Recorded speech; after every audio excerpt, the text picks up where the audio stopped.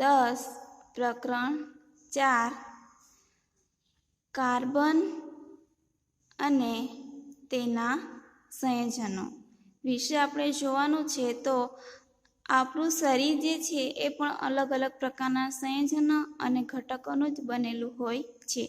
એ જ રીતે આપણે જીવનમાં અલગ અલગ પ્રકારની વસ્તુઓનો ઉપયોગ કરીએ છીએ તો એનામાં પણ કેટલાક કાર્બનોનું બંધારણ રહેલું હોય છે।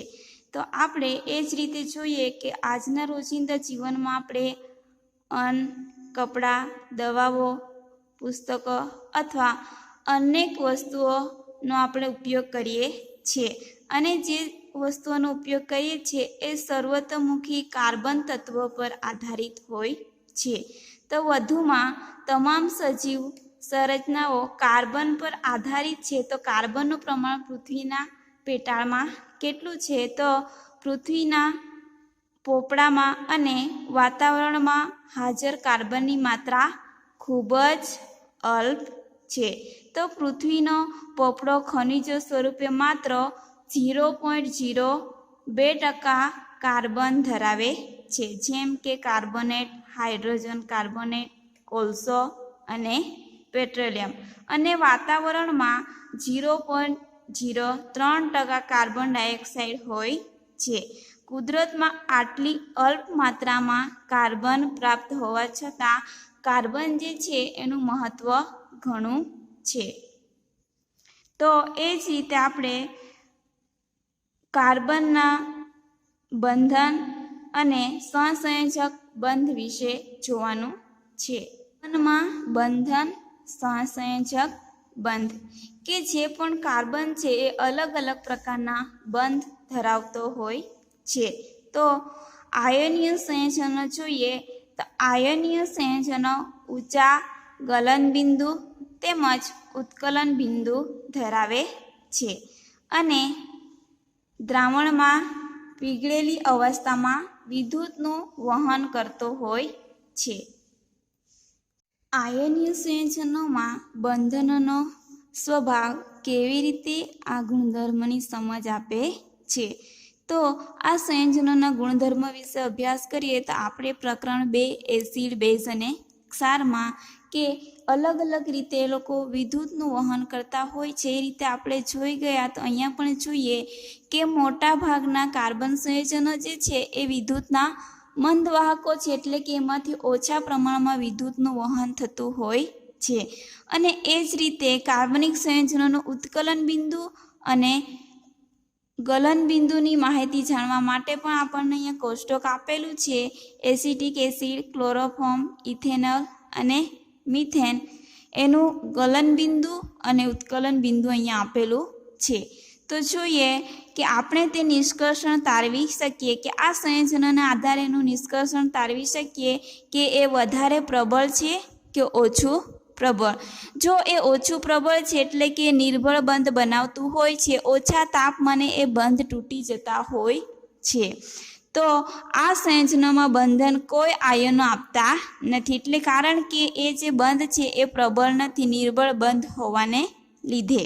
તો આપણે વિવિધ તત્વોની સંયોગીકરણ ક્ષમતા અને તે કેવી રીતે સંયોજકતા ઇલેક્ટ્રોનની સંખ્યા પર આધાર રાખે છે તે, એટલે કે ઇલેક્ટ્રોન જે છે એ કેટલા ગોઠવાયેલા હોય છે અને એની ઇલેક્ટ્રોન રચના શું છે। તો કાર્બનનો પરમાણુ ક્રમાંક 6 છે। તો કાર્બનના વિવિધ કોષોમાં ઇલેક્ટ્રોનની વહેંચણી કેવી રીતે થાય છે અને કેટલા કાર્બન સંયોજકતા ઇલેક્ટ્રોન ધરાવે છે તે આપણે જોવાનું છે। તત્વોની પ્રતિક્રિયાત્મકતા સંપૂર્ણ ભરાયેલી બાહ્યતમ કક્ષા એટલે કે નિષ્ક્રિય વાયુ જેવી રચના પ્રાપ્ત કરવાની વૃત્તિને આધારે સમજાવી શકાય છે। આયનીય સંયોજનોની રચના કરતા તત્વો તેઓની બાહ્યતમ કક્ષામાં ઇલેક્ટ્રોન મેળવીને કે ગુમાવીને તે પ્રાપ્ત કરે છે। ધારો કે હિલિયમ જે છે એમાં ઇલેક્ટ્રોનની સંખ્યા 2 છે, એટલે એ હિલિયમ, ધારો કે કેન્દ્રમાં પ્રોટોન અને ઇલેક્ટ્રોન, આ પ્રથમ કક્ષા છે, આ બીજી કક્ષા છે।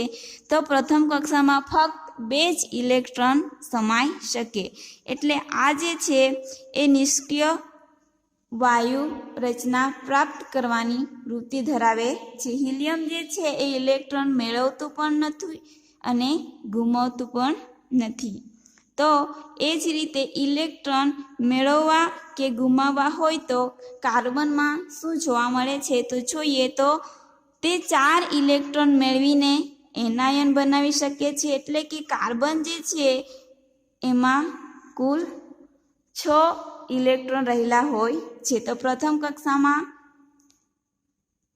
કક્ષામાં 2 ઇલેક્ટ્રોન ગોઠવાય તો બાહ્યતમ કક્ષામાં 4 ઇલેક્ટ્રોન ગોઠવાઈ શકે. પરંતુ એ નિષ્ક્રિય વાયુ બનવા માટે એને 4 ઇલેક્ટ્રોન મેળવીને એ ઋણાયન બનાવી શકે છે. પરંતુ 6 પ્રોટોન ધરાવતા પરમાણુ કેન્દ્ર માટે 10 ઇલેક્ટ્રોન એટલે કે 4 વધારાના ઇલેક્ટ્રોન સમાવવા મુશ્કેલ થઈ શકે છે. કારણ કે એમને 4 ઇલેક્ટ્રોન મળવા મુશ્કેલ હોય છે. એ જ રીતે બીજું જોઈએ તો તે 4 ઇલેક્ટ્રોન ગુમાવી દે તો કેટાયન એટલે કે આ બાહ્યતમ કક્ષામાં જે 4 ઇલેક્ટ્રોન રહેલા હોય છે એ ગુમાવી દે તો એ કેટાયન એટલે કે ધન આયન બનાવી શકે છે. પરંતુ 4 ઇલેક્ટ્રોન દૂર કરીને તેના પરમાણુ કેન્દ્રમાં 6 પ્રોટોન વડે આકર્ષાયેલા માત્ર 2 જ ઇલેક્ટ્રોનને સમાવતો કાર્બન કેટાયન બનાવવા માટે મોટા પ્રમાણમાં ઉર્જાની જરૂર પડે છે. એટલે એ ઇલેક્ટ્રોન ગુમાવી પણ શકતો નથી. તો આ સમસ્યાનો ઉકેલ લાવવા માટે કાર્બન બીજા કાર્બન પરમાણુ સાથે અથવા અન્ય તત્વના પરમાણુ સાથે સંયોજકતા ઇલેક્ટ્રોનની ભાગીદારી કરીને આ જે સમસ્યાનો ઉકેલ લાવે છે. માત્ર કાર્બન જ નહીં, અન્ય અનેક તત્વો આ પ્રકારે ઇલેક્ટ્રોનની ભાગીદારી કરીને પરમાણુઓ બનાવે છે. આ ભાગીદારી પામતા ઇલેક્ટ્રોન બંને પરમાણુ બાહ્યતમ કક્ષાના ઇલેક્ટ્રોન હોય છે અને બંને પરમાણુ નિષ્ક્રિય વાયુઓ જેવી રચના પ્રાપ્ત કરવા તરફ દોરી જાય છે. કાર્બનના સંયોજનો તરફ જઈએ તો સંયોજકતા ઇલેક્ટ્રોનની ભાગીદારીથી રચાતા કેટલાક સામાન્ય અણુઓ તરફ નજર કરીએ કે હાઇડ્રોજન છે, ઓક્સિજન છે, પછી નાઇટ્રોજન છે. એવા જે તત્વો છે એમના વિશેની આપણે માહિતી મેળવીએ તો પ્રથમ જોઈએ હાઇડ્રોજન. હાઇડ્રોજન સૌથી સાદો અણુ છે. એટલે કે એમની કક્ષામાં ફક્ત એક જ ઇલેક્ટ્રોન રહેલું હોય છે. એટલા માટે હાઇડ્રોજનનો પરમાણુ ક્રમાંક 1 છે. તેથી હાઇડ્રોજન તેની પ્રથમ કક્ષા કેમાં 1 ઇલેક્ટ્રોન ધરાવે છે અને કે કક્ષાને ભરવા માટે તેને વધુ 1 ઇલેક્ટ્રોનની આવશ્યકતા હોય છે. એટલે કે હાઇડ્રોજન પાસે ફક્ત એક જ ઇલેક્ટ્રોન હોવાને કારણે નિષ્ક્રિય વાયુ બનવા માટે હાઇડ્રોજનને 2 ઇલેક્ટ્રોનની જરૂર હોય છે. તેથી 2 હાઇડ્રોજન જે છે તો હાઇડ્રોજન પાસે આ એક હાઇડ્રોજન છે. આ હાઇડ્રોજન પાસે ફક્ત 1 ઇલેક્ટ્રોન છે અને બીજા હાઇડ્રોજન પાસે ફક્ત 2 ઇલેક્ટ્રોન છે. તો આ ઇલેક્ટ્રોન જે છે એ એક ઇલેક્ટ્રોનની ભાગીદારી કરીને હાઇડ્રોજન અણુ H2 બનાવે છે. એટલે કે એક હાઇડ્રોજનનો 1 ઇલેક્ટ્રોન અને બીજા હાઇડ્રોજનનો 1 ઇલેક્ટ્રોન એમની ભાગીદારીથી H2 અણુની રચના કરે છે.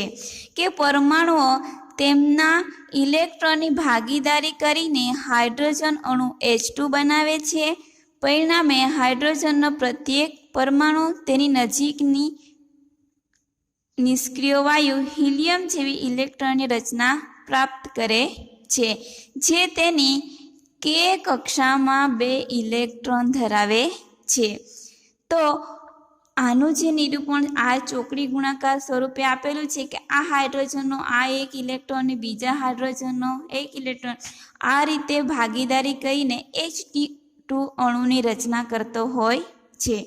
ભાગીદારી પામેલ ઇલેક્ટ્રોનની જોડ 2 હાઇડ્રોજન પરમાણુ વચ્ચે એકલ બંધ ધરાવે છે. એટલે કે H બંધ ધરાવે છે. એ જ રીતે અહીંયા ક્લોરીનનું ઉદાહરણ પણ જોઈએ તો Cl, ક્લોરીનની સંજ્ઞા છે Cl, એનો પરમાણુ ક્રમાંક છે 17. ક્લોરીનનો પરમાણુ ક્રમાંક 17 છે, તેની ઇલેક્ટ્રોન રચના અને તેની સંયોજકતા શું થશે?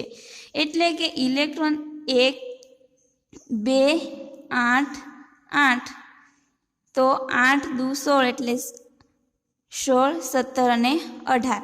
આવી ઇલેક્ટ્રોન રચના પ્રાપ્ત કરવા માટે એની ઇલેક્ટ્રોન રચના જે છે 2, 8 અને 7 છે. તો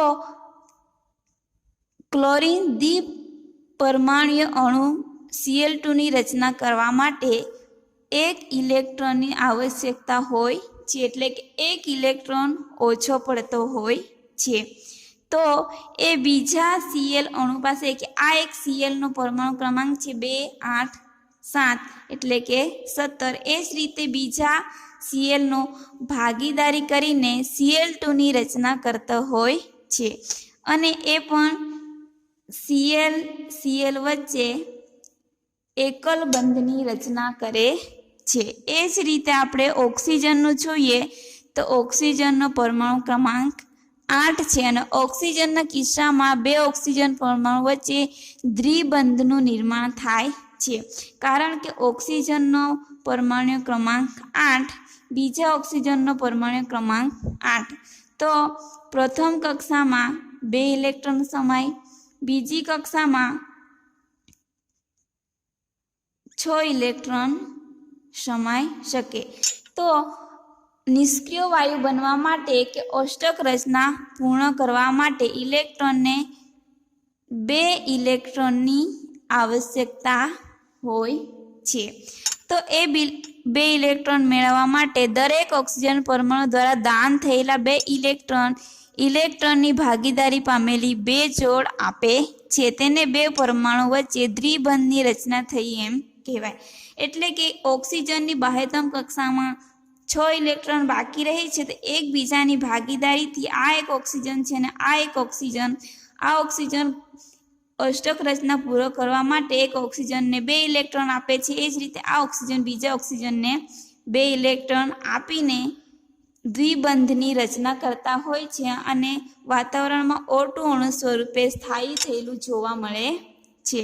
એ જ રીતે આપણે નાઇટ્રોજનનું જોઈએ તો નાઇટ્રોજનનો દ્વિપરમાણુય અણુ જે છે એ પણ નાઇટ્રોજનની ભાગીદારીથી બનતો હોય છે. નાઇટ્રોજનનો પરમાણુ ક્રમાંક 7 છે, તેની ઇલેક્ટ્રોન રચના અને સંયોગીકરણ ક્ષમતા કેવી હશે? તો એ અષ્ટક રચના પ્રાપ્ત કરવા માટે નાઇટ્રોજનના અણુમાં રહેલા પ્રત્યેક નાઇટ્રોજન પરમાણુ 3 ઇલેક્ટ્રોનનો ફાળો દ્વારા ઇલેક્ટ્રોનની ભાગીદારી પામેલી 3 જોડ આપે છે.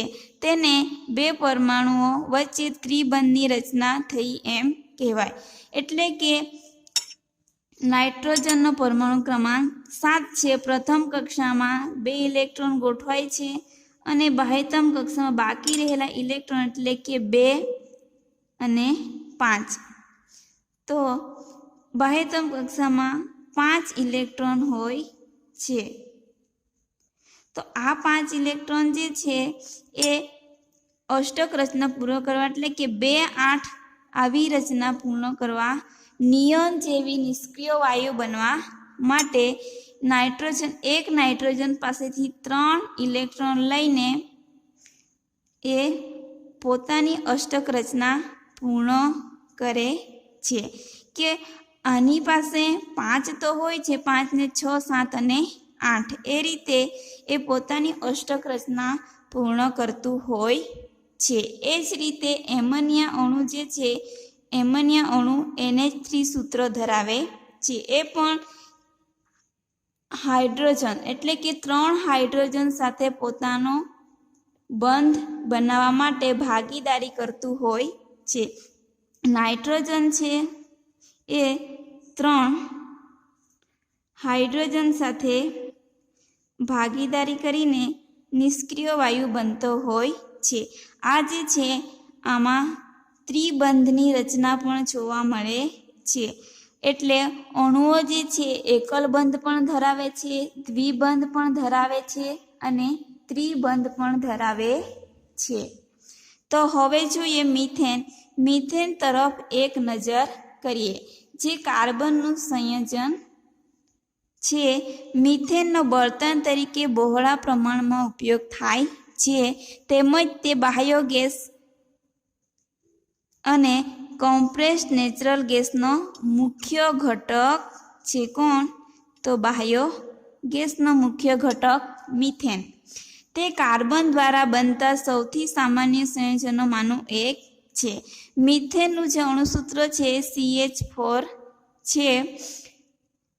હાઇડ્રોજનની સંયોજકતા 1 હોવાને કારણે એ કાર્બનની સાથે ચોથું સહસંયોજકનું બંધ બનાવે છે. કારણ કે કાર્બનની બાહ્યતમ કક્ષામાં 4 ઇલેક્ટ્રોન બાકી રહે છે, તો એ હાઇડ્રોજન સાથે 4 ઇલેક્ટ્રોનની ભાગીદારી દ્વારા મિથેન અણુની રચના કરે છે. કારણ કે તે 4 સંયોજકતા ઇલેક્ટ્રોન ધરાવે છે.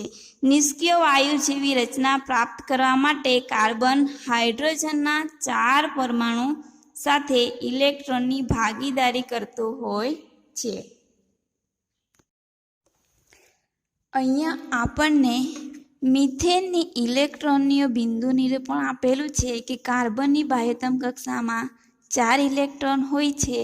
એટલા માટે કાર્બન પોતાની અષ્ટક રચના પૂર્ણ કરવા માટે 4 હાઇડ્રોજન સાથે સહસંયોજક એટલે કે ભાગીદારી કરતો હોય છે. તો જોઈએ, આવા ભાગીદારી કરતો હોય એવા બંધને શું કહે છે?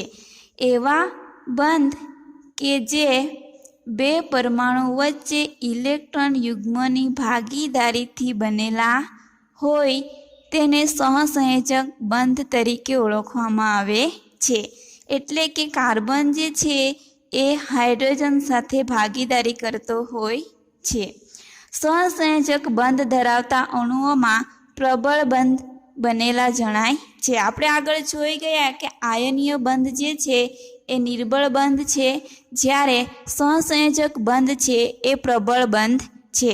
પરંતુ આંતર આણ્વીય આકર્ષણ બળ જે હોય છે એ ઓછું હોય છે. તેના કારણે આ સંયોજનોના ગલન બિંદુ અને ઉત્કલન બિંદુ નીચા હોય છે, જ્યારે આયનીય બંધમાં ગલન બિંદુ અને ઉત્કલન બિંદુ જે છે એ ઊંચા હોય છે. પરમાણુઓ વચ્ચે ઇલેક્ટ્રોનની ભાગીદારી થઈને વીજ ભાર વિહીન કણો ઉદ્ભવે છે. તેથી આવા સંયોજનો સામાન્ય રીતે વિદ્યુતના મંદ વાહકો હોય છે. સહસંયોજક બંધમાં જે પણ સંયોજનો હોય છે એ વિદ્યુતના મંદ વાહકો હોય છે. એ જ રીતે વધુ જાણીએ કે કાર્બનના અપર રૂપો. કાર્બનના અપર રૂપો 3 છે. હીરાનું બંધારણ અહીંયા આપેલું છે, ગ્રેફાઇટનું બંધારણ છે અને ફુલેરીનનું બંધારણ આપેલું છે, જે આકૃતિમાં આપણે જોઈ શકીએ છીએ. કાર્બન તત્વ કુદરતમાં અનેક વિવિધ ભૌતિક ગુણધર્મો સાથે જુદા જુદા સ્વરૂપમાં પ્રાપ્ત થાય છે. જુદા જુદા સ્વરૂપ એટલે કે હીરા, ગ્રેફાઇટ કે ફુલેરીન્સના સ્વરૂપે આપણને જોવા મળે છે. હીરો અને ગ્રેફાઇટ બંને કાર્બન પરમાણુના જ બનેલા હોય છે. કે આ બધા જે છે કાર્બનના જ બનેલા હોય છે, પરંતુ એનું બંધારણ જે છે એ અલગ અલગ હોય છે. કાર્બન પરમાણુ જે રીતે એકબીજા સાથે બંધથી જોડાય છે તેના આધારે તેમાં તફાવત હોય છે. હીરામાં કાર્બનનો પ્રત્યેક પરમાણુ કાર્બનના અન્ય 4 પરમાણુ સાથે બંધ બનાવીને સખત ત્રિપરિમાણીય રચના ધરાવે છે. ગ્રેફાઇટમાં કાર્બનનો પ્રત્યેક પરમાણુ કાર્બનના અન્ય 3 પરમાણુ સાથે સમાન સ્તરમાં બંધ બનાવીને ષટકોણીય માળખું રચે છે. ગ્રેફાઇટ જે છે એ ષટકોણીય માળખું રચે છે, જ્યારે હીરો જે છે એ ત્રિપરિમાણીય રચના કરે છે. આ બંધ પૈકી એક દ્વિબંધ હોય છે અને આમ કાર્બનની સંયોજકતા સંતોષાય છે.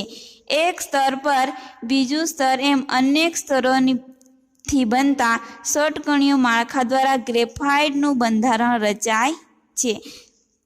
એ જ રીતે જોઈએ, બંને જુદા જુદા બંધારણોને કારણે હીરા અને ગ્રેફાઇટના જે ભૌતિક ગુણધર્મ છે એ અત્યંત જુદા એટલે કે અલગ અલગ છે. તેમ છતાં તેમના રાસાયણિક ગુણધર્મ જે છે એ સમાન છે. હીરો અત્યાર સુધીનો સૌથી સખત જ્ઞાત પદાર્થ છે, જ્યારે ગ્રેફાઇટ લીસો અને ચીકણો છે. ગ્રેફાઇટ જે છે અધાતુઓ કરતાં ખૂબ જ સારો વિદ્યુતનો સુવાહક પણ છે. શુદ્ધ કાર્બનને અત્યંત ઊંચા દબાણે અને તાપમાને લઈ જઈએ તો હીરાનું સંશ્લેષણ કરી શકાય છે. આ સંશ્લેષિત કરેલા હીરા નાના હોય છે, પરંતુ કુદરતી હીરાથી સરળતાથી જુદા પાડી શકાતા નથી. એ જ રીતે જોઈએ, ફુલેરિન્સ કાર્બનના અપરૂપોનો અન્ય વર્ગ રચે છે. સૌપ્રથમ ઓળખાયેલ કાર્બન 60 કે જે ફૂટબોલના આકારની કાર્બન પરમાણુની ગોઠવણી ધરાવે છે અને તે અમેરિકન આર્કિટેક્ચર બેકમિનિસ્ટર ફુલર દ્વારા ડિઝાઇન કરેલ જીઓડેસિક ગુંબજ જેવો દેખાય છે. તેથી આ અણુનું નામ આપવામાં આવ્યું છે ફુલેરીન. હવે જોઈએ કાર્બનનો સર્વતોમુખી સ્વભાવ. તત્વો અને સંયોજનો જે ઇલેક્ટ્રોનની ભાગીદારી દ્વારા સહસંયોજક બંધનું નિર્માણ કરે છે તેના વિશે આપણે જોઈ ગયા. હવે જોઈએ સરળ કાર્બન સંયોજન. મિથેનનું બંધારણ પણ આપણે જોયું કે મિથેનનું બંધારણ બનવા માટે કાર્બન અને હાઇડ્રોજન જે છે એ સહસંયોજક બંધની રચના કરતો હોય છે. અને આપણે પણ જોઈ ગયા કે આપણે અલગ અલગ પ્રકારની વસ્તુઓનો ઉપયોગ કરીએ છીએ જે કાર્બન ધરાવે છે. વાસ્તવમાં આપણે પોતે પણ કાર્બન સંયોજનોના બનેલા છીએ. હાલમાં જ અસંખ્ય કાર્બન સંયોજનો કે જેના સૂત્રો રસાયણશાસ્ત્રીઓ માટે જાણીતા છે, તેમની સંખ્યા લાખોમાં અંદાજવામાં આવી છે. તો આપણે જોઈએ કે સહસંયોજક બંધનો સ્વભાવ કાર્બનને મોટી સંખ્યામાં સંયોજનો બનાવવાની ક્ષમતા પૂરી પાડે છે. તો આ કાર્બનના કિસ્સામાં 2 પરિબળો નોંધાયેલા છે. એના પરિબળો વિશે જોઈએ કે કાર્બન અન્ય કાર્બનના પરમાણુ સાથે બંધ બનાવવાની અદ્વિતીય ક્ષમતા ધરાવે છે. કારણ કે કાર્બન ઇલેક્ટ્રોન ગુમાવી દે તો પણ એમાં પ્રોટોનની સંખ્યા વધવાને કારણે ઉર્જા ઘટી જતી હોય છે અને ઇલેક્ટ્રોન મેળવી લે તો પણ પ્રોટોનની સંખ્યા જે છે એ 6 હોય છે, જ્યારે ઇલેક્ટ્રોનની સંખ્યા 8 થઈ જતી હોય છે. જ્યારે ઇલેક્ટ્રોનની સંખ્યા વધે છે ત્યારે એનાયન એટલે કે ઋણાયન ધરાવતો બને છે, એવું આપણે જોઈ ગયા. તો જોઈએ મોટી સંખ્યામાં અણુઓ બને છે. આ ગુણધર્મને કેટેનેશન કહે છે. એટલે કે એક કાર્બન પરમાણુ બીજા કાર્બન પરમાણુ સાથે બંધ બનાવવાની ક્ષમતા ધરાવે છે અને મોટી સંખ્યામાં અણુ બનતો હોય છે. આ ગુણધર્મને કેટેનેશન કહે છે. આ સંયોજનો કાર્બનની લાંબી શૃંખલા એટલે કે એક પછી એક કાર્બન સાથે કાર્બન જોડાઈને લાંબી શૃંખલા બનાવતો હોય છે. એ જ રીતે કાર્બનની શાખીય શૃંખલા એટલે કે આ કાર્બન છે એ શાખાઓમાં બીજા કાર્બન સાથે બંધ બનાવતો હોય છે અને શાખીય શૃંખલા તરીકે, અને વલયોમાં ગોઠવાયેલા કાર્બન પરમાણુ ધરાવે છે. વલયો એટલે કે બેન્ઝીન સામાન્ય રીતે. આ રીતે વલયમાં કાર્બન એક કરતાં વધુ બંધ બનાવે છે કે કાર્બન પરમાણુ ધરાવતો હોય છે. વધુમાં કાર્બનનો પરમાણુ એકલ બંધ, દ્વિબંધ કે ત્રિબંધથી જોડાયેલો હોઈ શકે છે. કાર્બનના પરમાણુ માત્ર એકલ બંધથી જ જોડાયેલા હોય તેવા કાર્બન ના સંયોજનોને સંતૃપ્ત સંયોજનો કહે છે. એવા કાર્બન પરમાણુ કે જે ફક્ત એક જ બંધથી કે એકલ બંધથી જોડાયેલા હોય.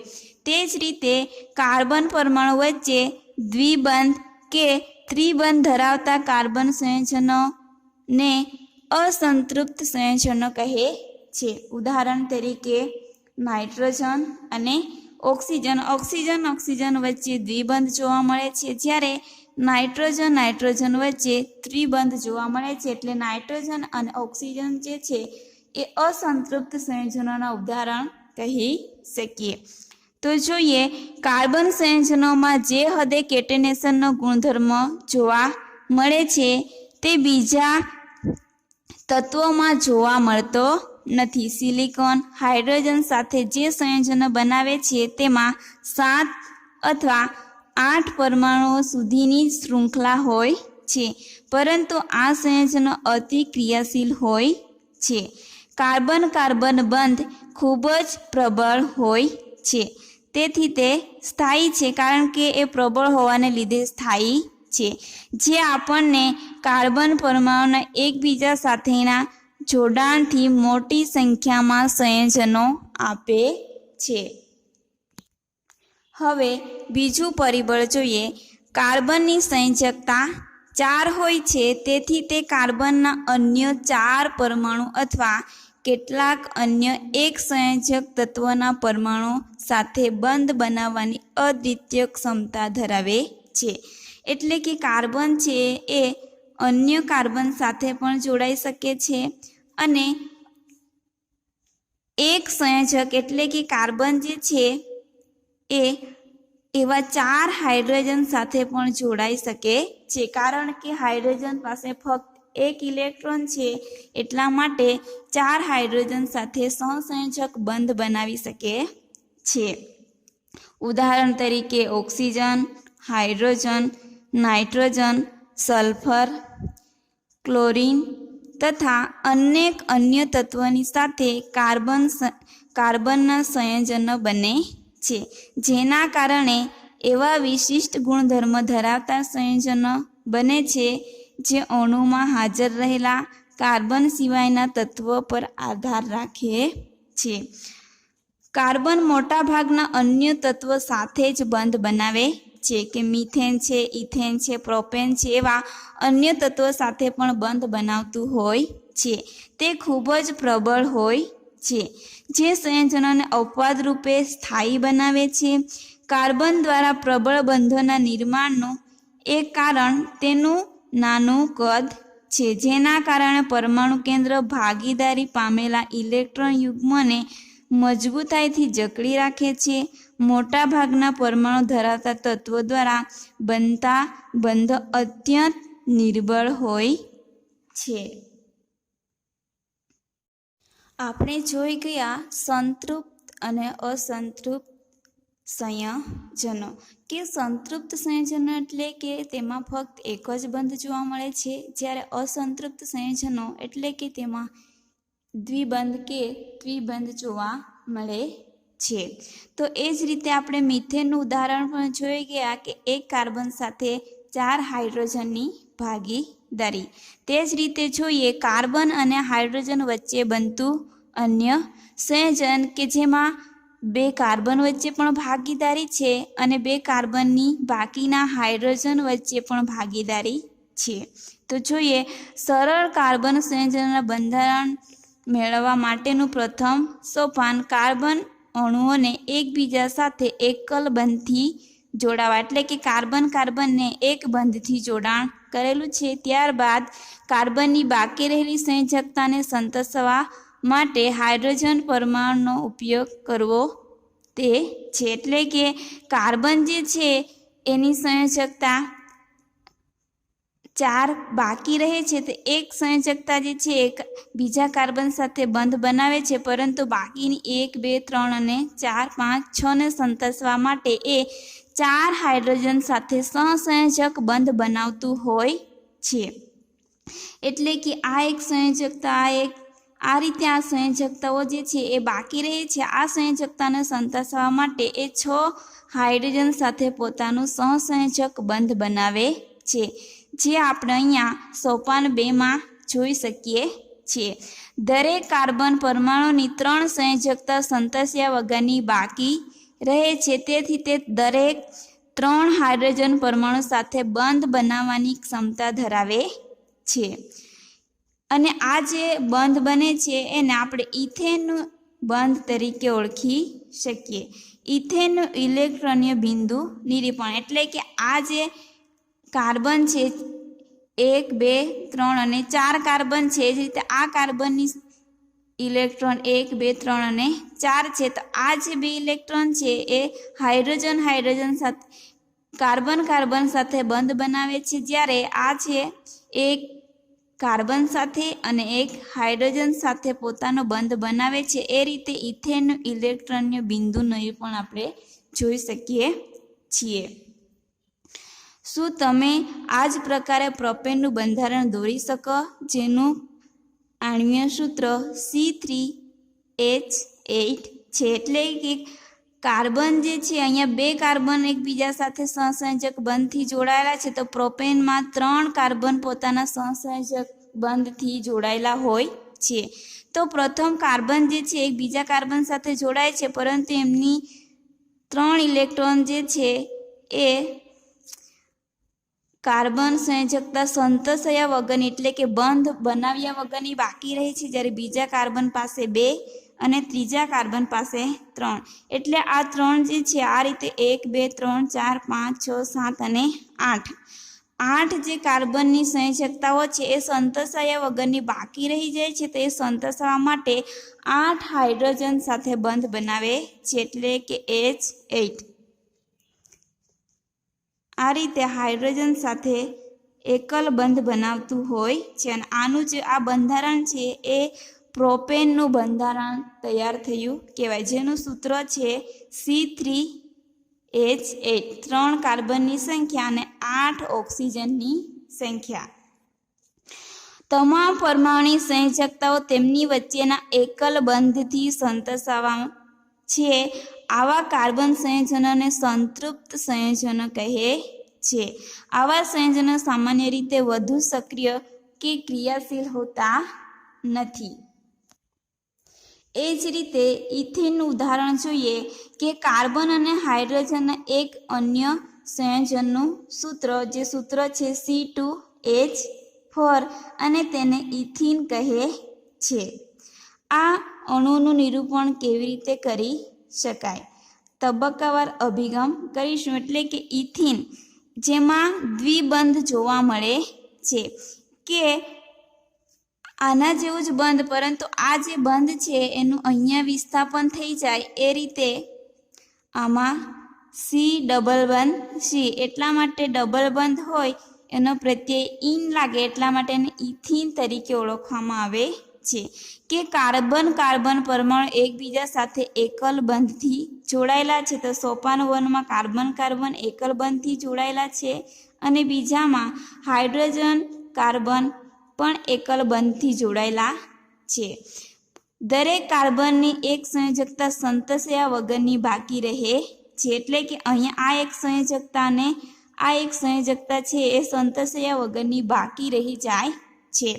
તો ત્યારે જ એ સંતાઈ શકે જ્યારે 2 કાર્બન પરમાણુ વચ્ચે દ્વિબંધ થાય. એટલે કે આ જે સંયોજકતા છે આનો એક ઇલેક્ટ્રોન અને આનો એક ઇલેક્ટ્રોન ભાગીદારી કરીને અહીંયા ડબલ બંધ બનાવે છે, જે ઇથીન તરીકે ઓળખાય. અને ઇથીનનું બંધારણ આપણને અહીંયા આકૃતિમાં આપેલું છે કે કાર્બનના 4 ઇલેક્ટ્રોન વચ્ચે ભાગીદારી થાય છે અને દ્વિબંધની રચના કરે છે. હાઇડ્રોજન અને કાર્બનનું અન્ય એક સૂત્ર C2H2 સૂત્ર ધરાવે છે, તેને ઇથાઇન કહે છે. ઇથાઇનની ઇલેક્ટ્રોન બિંદુ રચના દોરી શકો. ઇથાઇન એટલે કે કાર્બન વચ્ચે ત્રિબંધ બનતું હોય અને હાઇડ્રોજન અને કાર્બન વચ્ચે એકલ બંધ. આને ઇથાઇન તરીકે ઓળખવામાં આવે છે, કારણ કે 3 બંધ ધરાવતું હોય એનું આયન પ્રત્યે લાગે છે અને દ્વિબંધ ધરાવતું હોય એમાં ઇન પ્રત્યે, એ આપણે આગળ અભ્યાસ કરીશું. તો સંયોજકતાઓ સંતસાવા માટે 2 કાર્બન પરમાણુ વચ્ચે કેટલા બંધ હોવા જરૂરી છે.